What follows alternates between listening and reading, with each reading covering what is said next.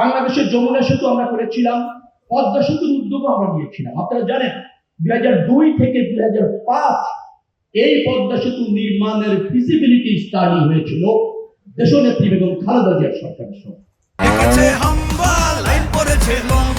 কি হয়েছে? Minister fridge কিনে হাম্বা জিতেছে।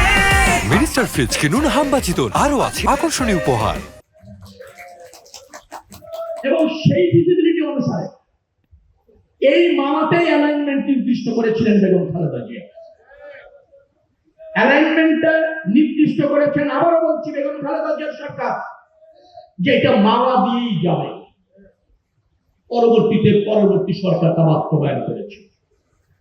অর্থের অপচয় হয়েছে আমি যতটুকু বুঝি, দুর্নীতি হয়েছে আমি যতটুকু দেখেছি, কিন্তু পদ্মা সেতুটা হয়েছে। অর্থের ব্যয় কমানো যেত, আরো স্বচ্ছতার সাথে করা যেত, সেটাই জনগণের দাবি ছিল, করা যায়নি। যারা করতে পারেনি দায়বদ্ধতা তাদের, এবং যারা এখানে অর্থের অপচয় করেছে তাদের বিরুদ্ধে আইনি ব্যবস্থা হওয়ার দাবি রাখে, সেটি চলমান আছে।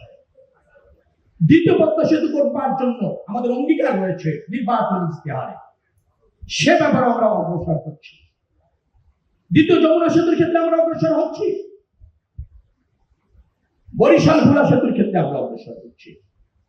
আমরা এদেশের ইনফ্রাস্ট্রাকচারকে আন্তর্জাতিক মানের, যেটাকে বলা হয় মাল্টি মডাল সিস্টেমে দাঁড় করানোর চেষ্টা করছি।